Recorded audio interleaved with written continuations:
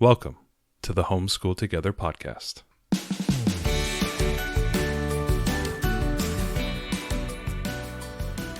Where one working mom and a stay-at-home dad help you navigate the nuts and bolts of the growing and dynamic world of homeschooling.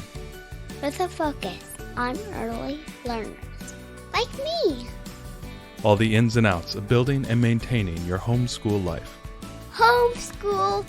Find out tips and tricks to make things like this easier. I'm reading. And ultimately, enjoy educating your kids. And what's that last thing? Have fun together. Did I do good, Daddy? Yeah, you did, sweetie. Good job.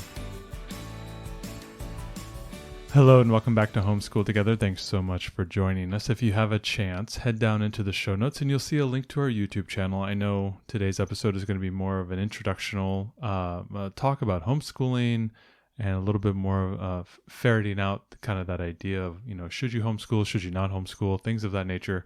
We have some great YouTube series out there. And if you're looking for a curriculum, we have our Around the World journey. If you guys are doing kindergarten, if you're thinking about doing first grade, we have done our prehistory, as well as we are about to start recording videos for our ancient civilizations. And we're going to be doing that, I think, tomorrow night because we've gotten our first week or two done.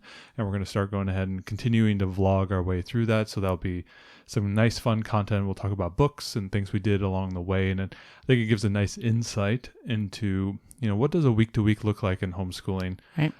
With respect to our kind of social studies curriculum, our literature-based curriculum. Doesn't cover, the fact that we're doing math and reading as well, but it does talk about what does a daily, what does a weekly, curriculum look like and how do we approach it? Yeah, and also if you are just a new homeschooler and you're looking for lots of encouragement, we have a Zero to Homeschool series that's on YouTube. They're short videos just where I'm talking to you and just offering you kind of words of encouragement about the steps to getting started. So if you're taking that plunge, it's a good place to start and get some feel goods and some constructive steps along your path to start homeschooling. Absolutely. So if I can channel my best Laurence Olivier, to be or not to be, that is the question. Ariel, homeschooling.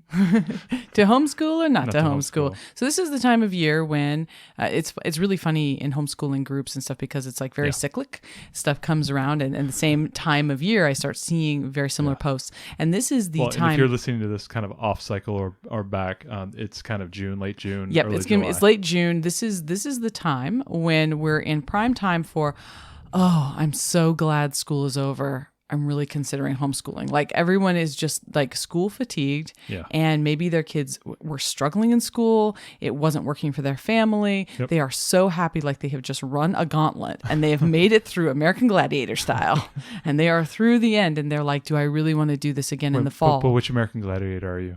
Well, am I Laser?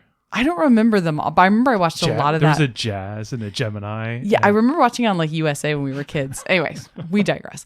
Was it like TNT? Anyway, we digress. So this is the time, right, where everybody wonders, should I? I'm thinking about not enrolling my kids for the fall. Yeah. And I have the summer and I want to play with it, but I'm not really sure, should I homeschool or should I not? And one of the things we wanted to talk about today is some of the key aspects of homeschooling and kind of those pros and cons, because homeschooling is not right for everyone. As much as obviously we are a homeschooling podcast and we believe in homeschooling and we love homeschooling, it's not the right choice for everyone. And, there's no point in like sugarcoating it. Right. Mm-hmm. There's good things and bad things about it. And so we want to really talk with you about that. So if you're one of those families that's on the fence, or you're just a new homeschooler and you're kind of wondering what you're going to be, getting into longer term, this is a good discussion. And if you're a seasoned homeschooler and you're listening to this for, fun and giggles, let us know if we missed something that you really think of when a new person would ask you, should I homeschool? What do you think? Yeah, especially helping out people on the Facebook group, and also putting any type of comments down into the YouTube channel as well. Yeah, it's all really helpful. Definitely help out the other people who might be listening to this and they're about to, embark on it because they're thinking about homeschooling and now they have 2.5, 3 months now to prepare, quote unquote, for the start of the new school year. And I know a lot of people use the school year as kind of their basis and to frame their homeschooling. Right. We go all year round, so really we don't have much of an end, but we do join a parent partnership. And if you end up joining like a co-op or a parent partnership that's in your area, you will kind of key in on the school year as your main guiding principle of, when things start, when things stop. And, for a lot of people, the next couple months might be, the start of that. So let's talk a little bit about homeschooling, like kind of pros and cons. Let's talk about some of the good things. The fact that you have ownership over your schedule. This is a big thing for us that I think has, really was one of the driving factors about.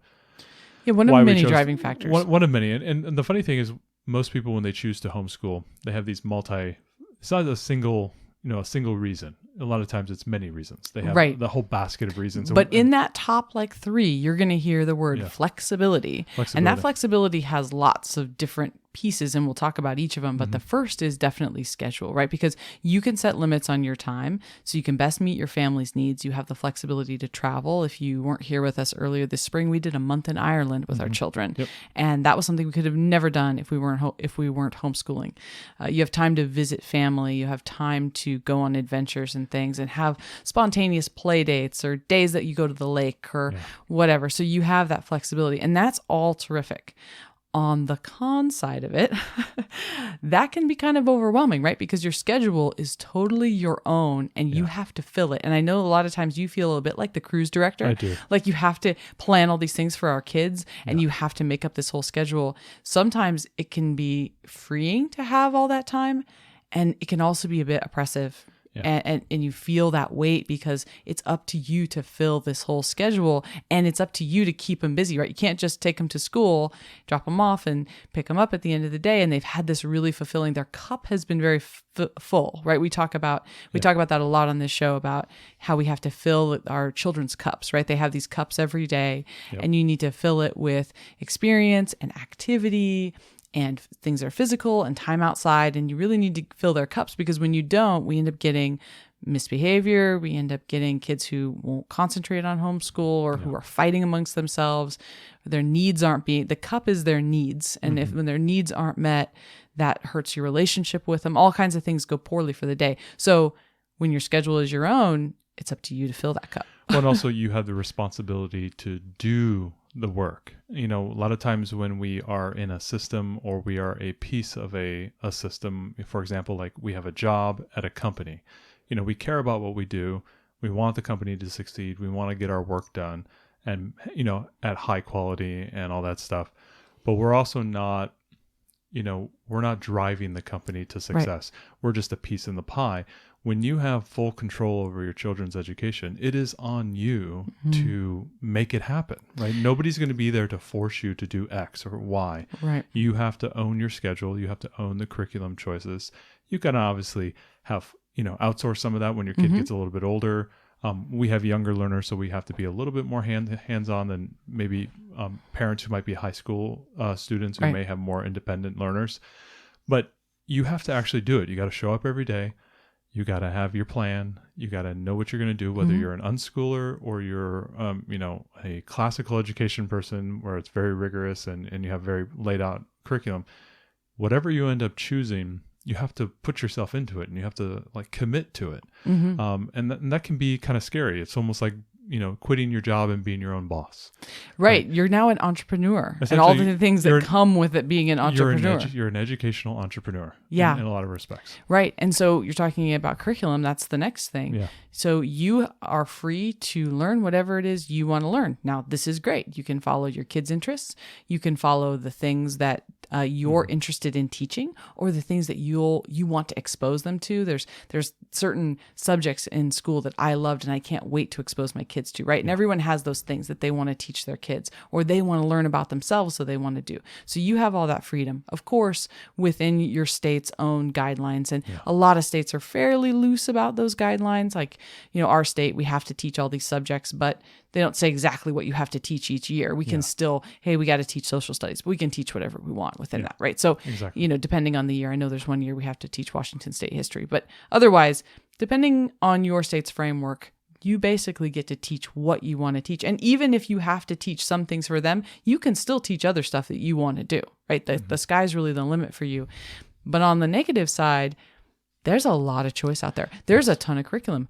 You have to choose. Nobody just gives you the state box and says, here, this is what you're going to teach. You get to choose it. Different learning styles. Are you, Right. literature-based curriculum? Are you a STEM-based curriculum? Are you, Are you going to do Waldorf? Are your kids into workbooks? Or Exactly. do they need it all to be kinetic? Exactly. Are they visual learners or audio or right? It's all on you. Mm-hmm. You're the one that has to make and drive all these choices. It's so much easier to send your kids to school. The school has already curated the curriculum. Well, they have and- chosen and what they- you're going to do. And they have a one-size-fits-all solution that they're going to do. I mean, they have some, they can adapt here and there and do little tweaks, but the freedom that you have opens up so much complexity of choice. Exactly. And it can feel crippling. And we've had a number of podcasts on this topic, this fear of missing out, making the wrong decisions, How to choose a curriculum.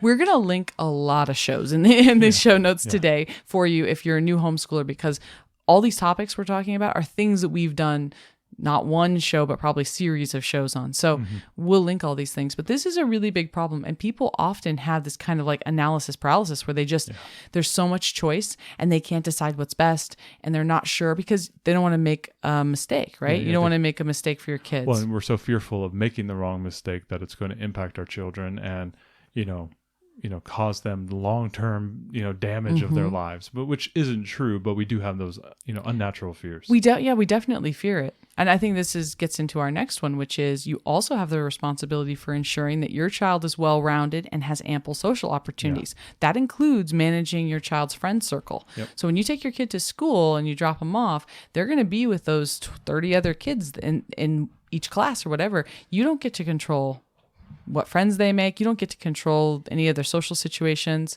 But it's also a built-in friend network, potentially. Right. It's a built-in network. Most kids are friends with the other kids that they meet at school, right? Exactly. So, on the pro side, you can definitely control the influences in your child's life. For us, we love this fact. We know that we're putting our kid with other good kids, and we have the ability to quickly address potential problems like bullying or maybe our kid not treating other kids well, right? We have the ability to quickly intervene in that situation. Well, we're also very present in those relationships, that we're not just allowing them to go off and kind of run wild, and we don't know what's going on. That's something that we enjoy to know, that she's in a safe environment, with all the reasons that you laid out. I do like to know that, and as she grows up, older and older, she obviously will have more independence and more freedom, to make friends and do other things, but controlling that friend network is a nice thing, I think, up front. But we can encourage those kids that we know are other good kids and that treat her nicely and stuff. How often similar interests, right? How often do you have a kid that goes to school and they make some friend at school who the parent finally ends up meeting this kid, and the kid is not nice to their child. Yeah, right. And it's like, oh man, now they don't want them to be friends, but they see each other at school, and there's this whole thing. Right. And some things can still happen, obviously, if you go to a co-op or other meetups, things happen, but you as a parent are very present and you have a lot of control in that situation. And that's a great pro. But on the con side, you have to actively seek these opportunities, and they're not always easy to find for them to make friends.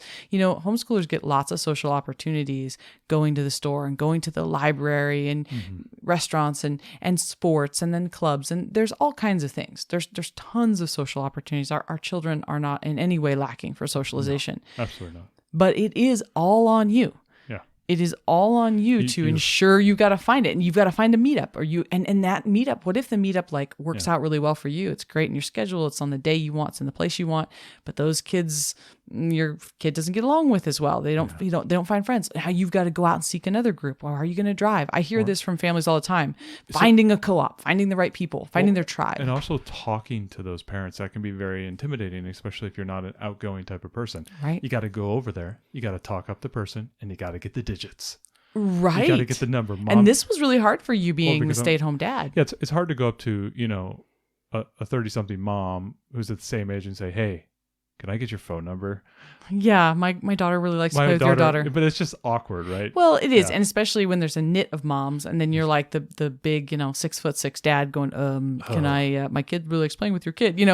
It's been really hard. And I know a couple of homeschooling mothers that are extremely introverted, Yeah. and it is very difficult for them because they have to it's very hard for them to get out of their comfort zone. Yep. And they end up taking their kids. Like one of the moms is a Girl Scout mom that we know, and she's just very quiet. And I know that's difficult for her, that she has to go outside of her comfort zone to do that. So you have to actively seek these opportunities. They aren't well advertised. Let me just tell you right now, like finding a homeschool co-op, if you're lucky enough to have a homeschool charter or a parent partnership or other type of alternative learning environment we have, that's awesome. But most of them throughout the country are going to be some form of informal meetups or a loose co-op or something. Sports is another good It's one, not going to be this well advertised, well organized thing typically, right? Yeah. You'll find a few co-ops in your area, but it can be tough depending on where you're at. You've got to really work hard to get that friend network going. And you got to keep a good eye. And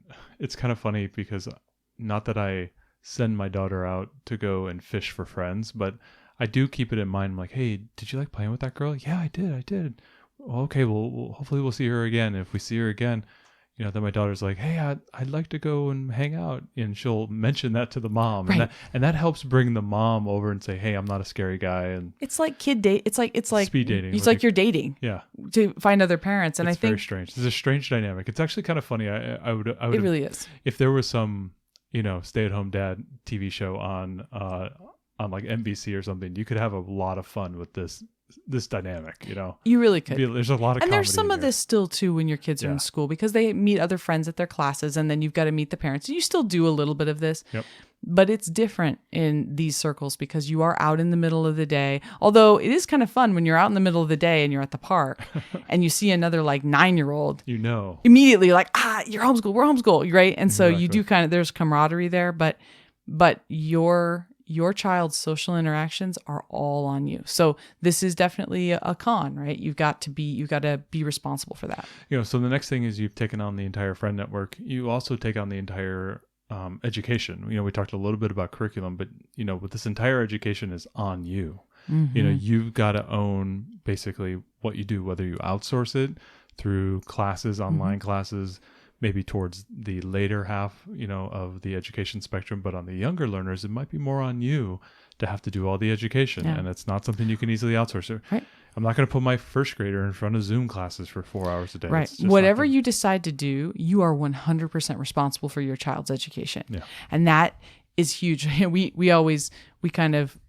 joke a little bit, but in all seriousness, we say to each other, if our kids grow up and they are not prepared to be adults, that's on us. Yeah, that's our fault. If they are not prepared for college, that's on us, right? Because we have complete control of our education. I cannot blame the school system. I can't say, well, that they did, the school didn't teach them this or that. This is on me, right? We have total freedom and control to do that. But because I do all the education, you at least have some blame to throw. It's like, it's not me, it was my husband. It was him. It was him. Yeah, it's all his fault. So and that sounds very negative, but on the positive side, this means you get to give your child a completely custom education. Paced it there for them at their level. Tailored to their interests, I think is a big one. Tailored to their interests, compatible with their learning style. You get to this is the difference between mass market clothes and having something tailored, right? It's for them. It also allows your child to do deep play, deep learning, deep focus on certain topics. Like if you could imagine, oh, hey, I'm really into math and I want to do more math, and I'm loving what I'm doing in math. In a regular school, when the bell rings, it's over, right? And you'll have to wait till tomorrow to get more of that. Mm-hmm.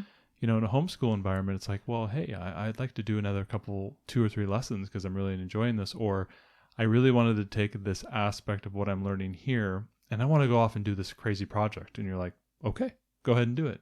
Yeah. And let them go as long as they want. And you can give them the tools and teach them what they need to be able to do that thing that they're interested in. That's something that they would never have the opportunity to do in a more traditional styled Absolutely. education. You can also customize their education to align with what they might want to do as a career.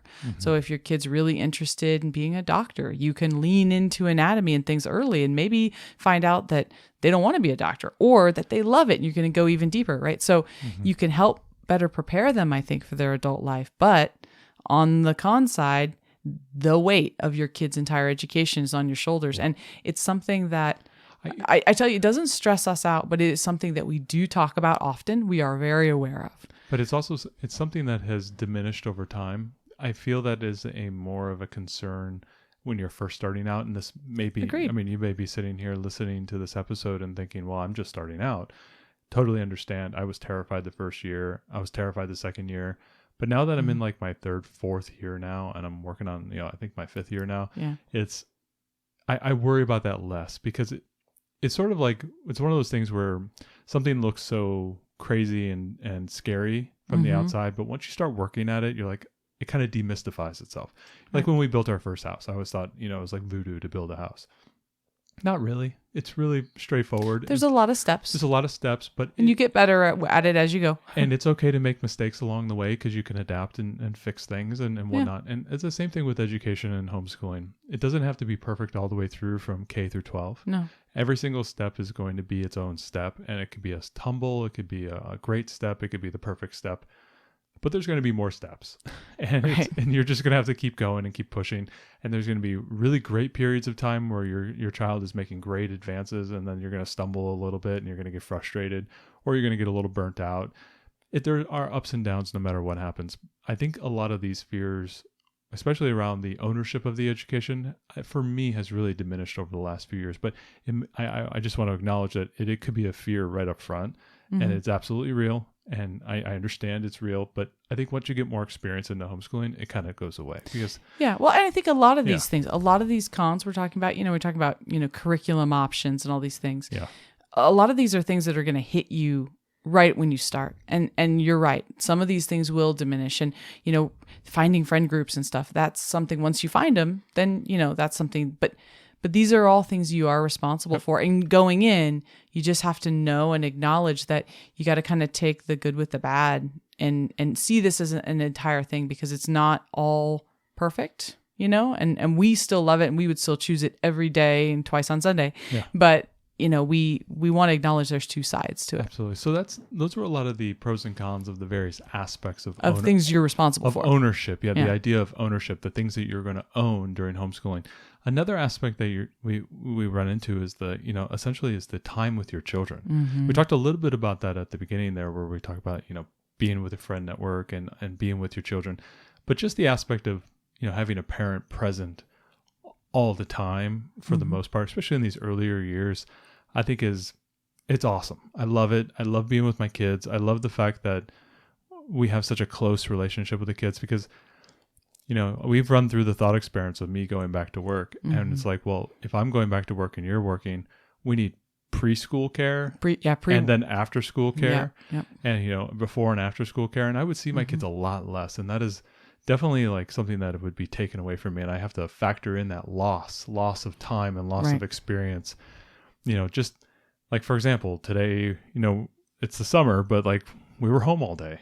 And I know the kids are still in school at our local school district, and then we were done. Our parent partnership's done, preschool's done. Today was a full day today with us, and it was really relaxing. And it was nice, and the girls got to play. We had a long weekend with my folks, and we came home. We got to decompress a lot and play with toys, and we got to do some homeschooling. We played some games. We watched a movie. It was just a really relaxing time, and I really enjoyed it. And I loved being it with them. And then when you come home from your work, it's not like we have to someone's picking the kid up from after school care. And then we got to do homework. Fight about that. And then bath and dinner. And I work remotely a couple of days a week. Exactly. So, tomorrow I'm going to be here remotely all day. And between meetings, eat lunch together. We'll eat lunch together. We'll eat breakfast together. And so there's such a familial bonding and the time with our kids is so precious, right? Because they grow up so fast. And so that's one of the things I love the most is our relationship and how well you get to know your kids.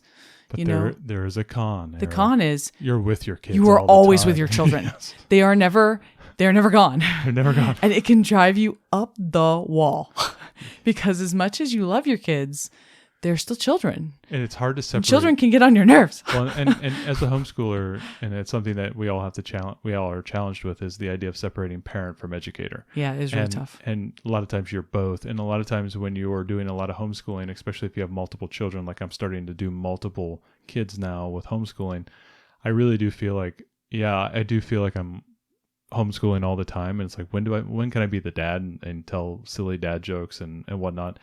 And I've had to learn when to do that, when not to do that, how to do that kind of code switching idea of switching between one and the other.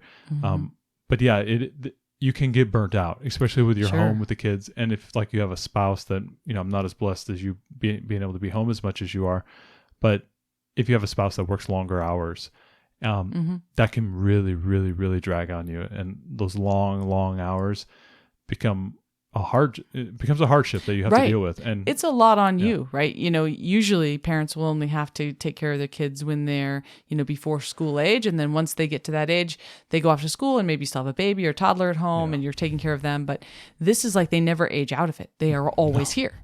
And so it can really, that's why you have to take nights off. Even though I'm the one working, you get nights off once a week because you're just with the kids all the time and it's draining. So it's hard. It's definitely hard to keep that patience up. You got to focus on it. It has to be something. There's an idea that a lot of people have when they are, say, working out or they're trying to do a hobby or whatnot, is to schedule that time period where you're allowed to do those things.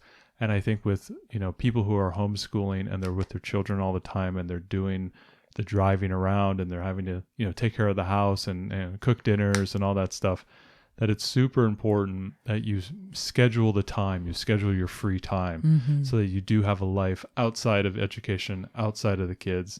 You're able to go and, hang out with friends and go do things that you want to do, and which allows you to have that balance. So you can come back to the homeschool and be refreshed and not be, frustrated or, because if you're frustrated and you're having a bad time, that translates right across. And so do be aware of that. Those are some gotchas there, especially with the time. I think that might be one of my biggest struggles is the disconnecting. And I always had that with my corporate career as well, right? Disconnecting, home time versus work time, because it was all the time, right? Right. I was always answering emails, always doing late night meetings, early morning meetings. I never could disconnect from it. And it does feel now sort of like I'm back into a little bit of that issue, but with homeschooling, like I'm doing it all the time, right? And I'm doing it on the weekends. I'm trying to catch up over here, and it does feel like, okay, we got to remember, we got to dial it down a little bit.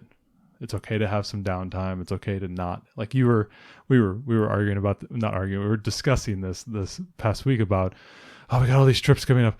I got to get some more homeschooling before you go. And you're like, just relax. It's okay. Right. It's not a big deal. No one's auditing us. Nobody's auditing us. You're okay. Just relax. I'm like, I know, but I got deadlines to meet. Yeah, you're like, but I mean, what if they go to the grandparents for a week? What are we going to do? I'm like, we're going to enjoy it is what we're going to do. Yeah, but I'm going to lose that time. I don't care. Right. So definitely you have to balance that. But balancing even more is the balancing of financials. Right. Yep. Big piece of it. Homeschooling can be done very affordably, and we are big proponents of affordable homeschooling. And it's much cheaper than private school. It is much cheaper than private school, but assuming you have a parent who's already at home. Yes, assuming you have a parent at home, but also if you can afford to not work and be home. We know a lot of parents. We've interviewed a bunch of them on our homeschooling journeys, and a lot of stay-at-home parents who are doing the homeschooling are also doing some side work and some side jobs. Right. It doesn't mean you have to be a full-time stay-at-home parent. I think that's true. That's a key thing. The finances, when they always say like how much, the infographic always kind of gets me when they say like how much it costs to educate a student in the public school versus how much it costs to homeschool them. It's like a fraction. It's like, well, right, but the teacher gets a salary and the parent does not get a salary. So, I'm not getting paid here. Right. We want to just acknowledge that, but you can do it very affordably. It is a lot. The daddy bucks these kids are trying to, they're trying to pass off. They don't. There's no exchange rate. Right. Yeah, that currency is invalid. So you can do it cheaply, and it is a lot cheaper than other private school options if you have a parent who's either at home or works part-time and ability to homeschool. But on the con side, unless you're in one of those rare states that gives you backpack funding, or you've got a charter school that you're working with that gives you money, it's all on you. When it's like your kids need books, it's you. When they need science kits, it's you. Yeah. You can find some used books and things, but homeschooling isn't incredibly cheap. You can definitely you can do it cheaply and you can do it more expensively. And we have several episodes that you'll link in the show notes about how we homeschool on the cheap, and things you can do to save money. But it is something you will have to fund. And you may need to spend those dollars on the science kits and things, right? Yeah. There's a lot of great free curriculums out there, but sometimes, you need to buy math manipulatives or whatever, or you think it'd be really beneficial for your child to be able to learn to play an instrument. That's all on you. Yeah. You have to buy all that. So it's something to definitely consider. Another thing to consider is the time investment that you have. Homeschooling happens, in a lot less time. That's one of the things that I think are really difficult when people are thinking about homeschooling, is that they see this requirement from their state to have, X number of hours a week, this many hours over the course of the entire school year. And you start to scratch your head going, wow, we just homeschooled today in about an hour and a half. Right. And it's like, we had the rest of the day all to ourselves to do whatever. At public school, you're talking about like 6 to 7 hours of schooling, and we do it in a fraction of the time, which is awesome because that's time that our kids can use to go ahead and play and go on nature walks and have play dates with friends and watch movies and do things that interest them, do audiobooks and stuff. Do other pieces of curriculum that we know they're not doing at the age range that we're at right now. We're kindergarten, first, second grade. Right.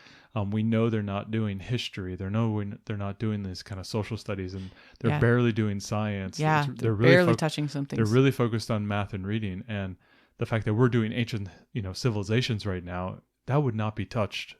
If they did have something like that, we're talking maybe an hour or two a week at the most. Max. And we're doing potentially an hour and a half of that a day, with all of our extra reading and activities. We're giving a really comprehensive education. Our nature walks on top of our math and reading.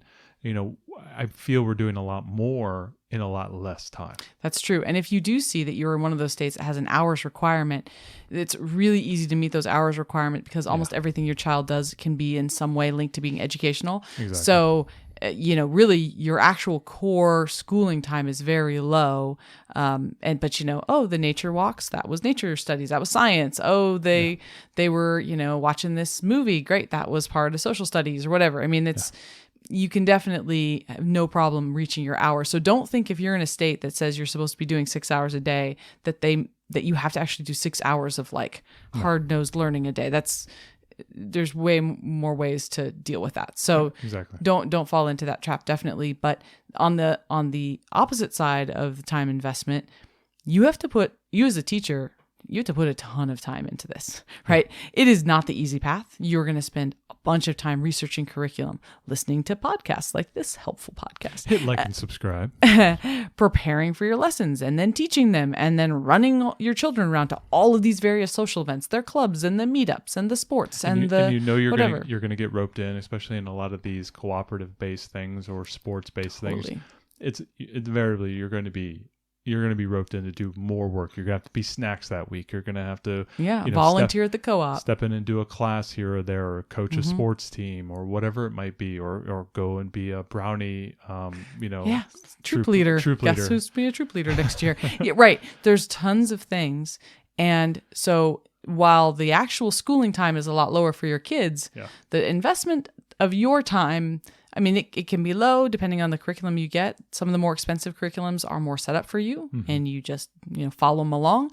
The other ones that are less expensive or you're trying to really save money, you're going to be spending hours researching, trying to find cheap books or getting them from the library or, figuring out how to get things printed cheaply or whatever. You're researching, you're trying to find out the best thing to do. Organizing your boxes that I'm looking at right here. Yeah, right? Organizing for the week, preparing your science experiments. I mean, there is a lot of work that goes into it for the parent This is way, way harder. It is so much easier to drop them off at a school, have the school be prepared, do everything. They come home. You have to fight with them over homework, but that's your involvement level.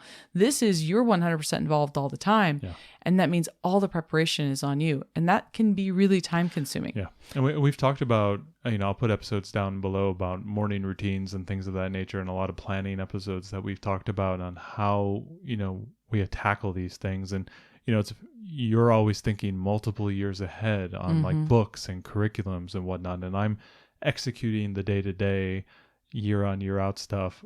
And then when I finish something, I go, okay, or I'm getting close to the end of something. I go, okay, I'm getting to the end of Right Start here. Do we need to get the next one? No problem. I'll get on it right now. I'll buy you the next, curriculum. Right. I'm keeping going, You're keeping you us fed. Yeah. She's like, I'm shoveling the coal and you're making sure I got a cart of coal behind me, and the train, our wonderful 7.5-year-old and now our 4-year-old, I'm just shoveling coal into those trains and as fast as I possibly can. Yeah. So it's something to really remember if you're going to try to work and homeschool at the same time, is that it's not just the hours that you're actually putting into the education. There's a lot of background and preparation time. I don't think I think at first it might be a lot, like when you're first starting out because it's so new. I think now we're in a nice rhythm. You kind of know what's going on, but I think your planning that you've had to do this year with the ancient civilizations, you even said, you go, oh my gosh, I got to do all this planning. I got to get all the books together and I got to get all the stuff printed and everything.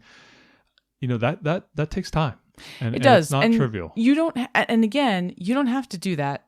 I mean, like we could have just done the curriculum as written, but that's part of the whole customization part of homeschooling, that you always have this lever. It's like, well, I'm not being told what curriculum to do, but I'm buying a curriculum, but that's still just somebody else's vision of what that should be. Yeah. And I still need to customize it for my kid, or I want to anyway. So exactly. you may need to like find the right balance between your input and the things that you can purchase and use as is. Absolutely. Next thing is mental health. Talk a little bit about the mental health. We had a whole episode on that. We had a whole month about caring for yourself, but we did have one on mental health. I think the great thing about homeschool is that you can manage your kids' workload. Lots of kids these days are suffering from panic attacks, anxiety, from lots of anxiety and stress. They're being bullied and feeling depressed, and there's a lot of things going on right now. Yep. And so this is a great opportunity because we're so close with our kids. We can really manage their mental health, and we can help them learn how to cope with difficult things and overcome challenges. We can see problems, before they fester. That's all great. I think that's a great way to put it. It's not that we're hiding them from the struggles of the world. We're helping them get the tools so that they can handle that in a meaningful and successful manner, so that when they go out into the world and they have difficulty at college or at their job or whatnot, that they have those tools in their tool belt in order to handle those challenges. That's an analogy you've used a lot in the past. We were just talking about this the other day. We were having some discussions about extended family, and being a person who's had a lifelong anxiety problems, that's one of the tools I need to give my children as they grow up, is to see a problem and give them good ways to deal with it. And so because we're seeing all the problems, right? There's nothing hidden from us. They're not gone at school for 6 hours a day, and I don't know what happened there. I'm seeing exactly what's happening. And the moment there's a problem, we can step in and help our child to understand the tools so that they can work through it themselves and teach those good coping mechanisms. But on the con side, you as a parent can be overstressed and anxious because this is a lot of responsibility. And there are times when I do get overstressed trying to plan, and I'm so conscious of making sure this isn't a stressful experience for our kids and we're not overdoing the workload for them, and I'm not overdoing the workload for you, that I stress myself out. So, it's a kind of a two-way street. We can care for our kids' mental health, but we have to be really cognizant of our own, or we sacrifice our own mental health in the process. Absolutely. The last one is the perception of homeschooling. Like, what type of myths are you trying to dispel? What type of weird antisocial, that's a pro. You can be the one. Yeah. You can be the one that shows your family and friends and the world at large. Yep. Join the legions of us who are showing we don't have weird antisocial kids. Yeah. Right? Or the stereotypes of typical homeschooling. Yeah. That's the homeschooling myth, right? That your kids are going to be strange and won't know how to talk to people and won't be successful and they'll be antisocial. So is great, right? You can help be part of the changing of that perception that and not all homeschoolers are antisocial and all these other things, right? So this is a great thing. But on the con side, you have to be prepared to deal with people who totally believe those myths. And that can range from people in your family, your sister, brother, your mother-in-law, your mother, Right. Yeah. and all the way down to your friends, and then all the way down to total strangers who see you at the store and are going to criticize you for this choice that you've made because they know nothing about it. Yeah, they're going to wonder why your 9-year-old is not in school right now and it's 12 o'clock. Right. So you have to deal with the naysayers, and you have to be prepared for that, because at some point in your homeschooling life, we have all dealt with it, and you will deal with it. People not understanding what you're doing and why. So you do have to have kind of a thick skin for that. But on the positive side, I think there's so many people out there who have met homeschool kids and who have no idea because they just didn't know. They right? just didn't know. They meet a lot of homeschoolers in the wild, and we can help, be that change to change that perception in the world. So I think that's a really positive aspect of it. I think we ran through a lot of great, reasons to homeschool, a lot of the pros and cons around that. There's a lot of decisions that you have to make. There's a million decisions. There's a podcast episode for each and every one of those, maybe 2 or 3. Yeah, there's a lot. So there's a lot to be said about those concepts. And so hopefully we kind of gave you some, ideas on pros and cons. And this is like if you were doing a list, Yeah. like what do we see as both sides? one thing that I always don't like is when you get kind of that used car salesman-y thing about anything in anyone's life, whether it's working out or, flipping houses or, doing your backyard patio thing. A lot of people will give you the sugar-coated version of everything. And I think that's one thing about our podcast is that we don't like to sugarcoat everything. Yeah. We know homeschooling is not easy. It's not the easy path. If it was easy, everyone would do it, right? Right. Yeah. And if public school was the easiest, bestest route, everybody would do it, but not everyone is. Right. And that's the key, I think, here is that we don't want you to be, scared away from homeschooling. It's going to have its own challenges, like everybody knows. Right. But it also has a lot of good benefits. And and we don't want you to homeschool if it's not right for Exactly, you. yeah. If there's something we said on here that's like, oh, I know myself and I'm going to be an OCD, overstressed person, and this is going to stress me out, or I need that time away from my kids, that does not make you a bad mother or father. If you need those few hours a day where your kids are at school for your own mental health and your own balance, that does not make you a bad person, right? And there's all of these things when we're listing these pros and cons. Of course, we have a biased view towards homeschool because we love it and we think that it's great and we wish more families did it. Yep. But we don't want to be persuading somebody to homeschool when it's not right for them, because that's the worst thing could happen, because then you're going to have this terrible experience. Your kids will have a terrible experience and you're going to spend time, recovering from that. So that's not the intent. We just wanted to kind of try in our biased way to give you a little bit of balance and show the sides. Exactly. So let's talk a little bit about, kind of the final thoughts, as we end the episode, looking past the reasons why you're interested in homeschooling and really connect to, the idea of homeschooling at the core. Why are you doing this? Right. Look past the surface stuff, right? So, maybe you're thinking, oh, my kid they just don't like school. So maybe we'll do this. Well, what's the core reason why they don't like school? Is it because it's too difficult for them? And maybe that's something you can address in a different way. Is it because they're advanced? Maybe they need to be in a gifted program. Is it because they've been bullied and maybe you need to make a class change? Yeah. And maybe all of those things mean that homeschooling is actually the better option, but really get down to the core of what's driving this decision and really think about this, because this is a life shift. It's not a small thing to do. As I'm sure if you're contemplating this, you're taking that gravity into account, but really just try to connect with the core, kind of what we would do in engineering. We would call this a root cause the root analysis, cause analysis, right? And then we're going to come up with our root cause corrective action. So RCCA. Is your corrective action that you're going to go into homeschool, or you're going to make some change in the schooling? Maybe it's your kid really thrives at school. They like the rigor. They like the structured environment. It's all great, but they're in a bad rut with a bullying problem or something. And maybe you just want to switch schools. Maybe you just want to put them in a private school or a different neighborhood public school and give them a fresh start. And maybe that's all they need, right? Like, try to really get to the root cause and what the right answer is, because, just flipping over and going, oh, they don't like school, we're going to homeschool.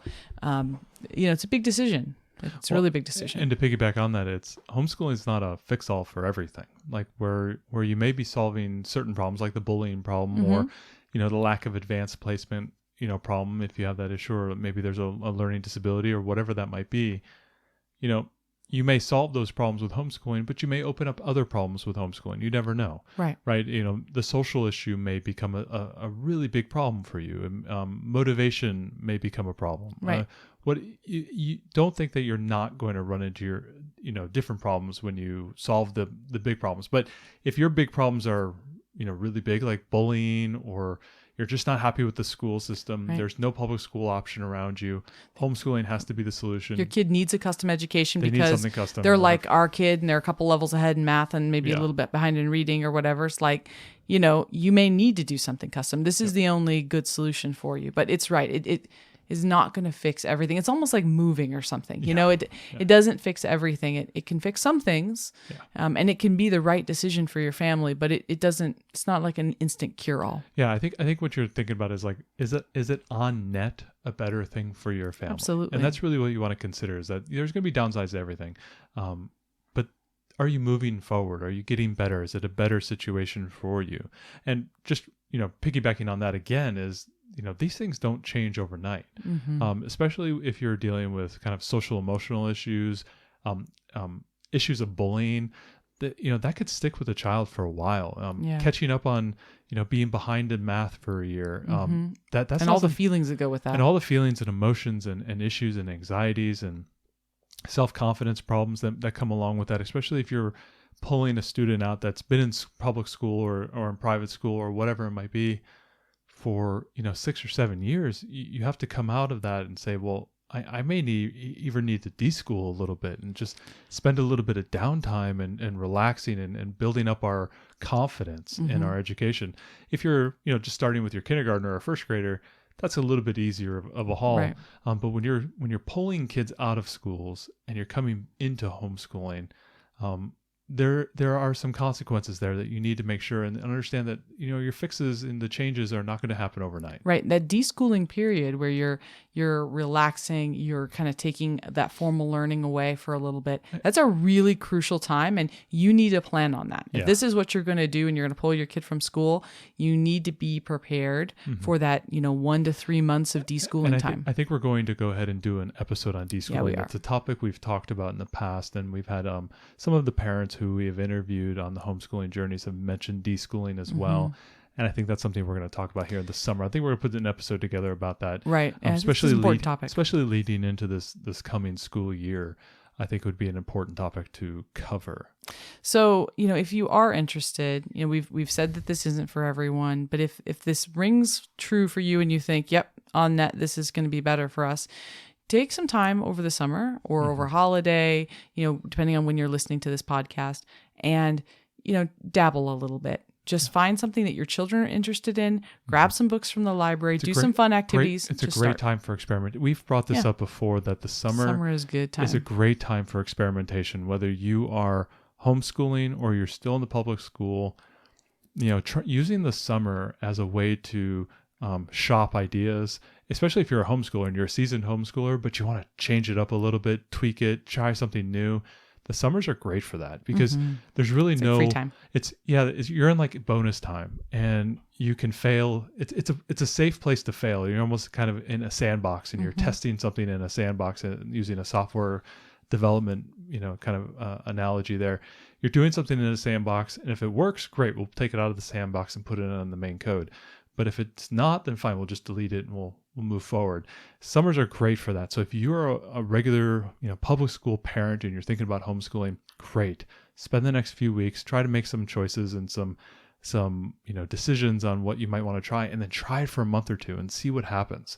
See if your kid responds to it. See if you enjoy the experience of homeschooling. I think that's like a great way to test this homeschooling out without any consequences or fear or failure. A lot of those cons that we talked about earlier, there's really low risk if you do try to use like a summer or, as you said, a holiday to try to test something that's, right. new. And you don't have to buy a curriculum. Just, Find out something they want to learn, grab some books from the library, look up a few activities Get online. a workbook or two, yeah. Get a documentary. Put together some structured little lesson plan and try something for 3 or 4 you don't weeks. even have to structure it, honestly. Just, get some things that they're interested in learning and start enjoying the process of teaching them. And see how they respond to it. And Right. I think the key is really, really observe. Use that time to observe your child as you're testing out this new experience. Right. See if it's right. So the very last thing that we just want to remind everybody about is, when people are like, I really want to homeschool, but,